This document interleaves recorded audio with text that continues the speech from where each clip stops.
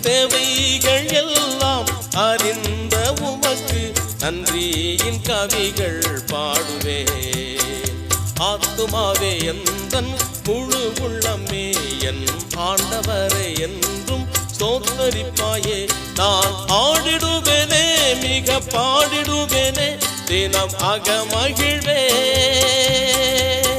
என்னதா மகிழ்வே என்னதா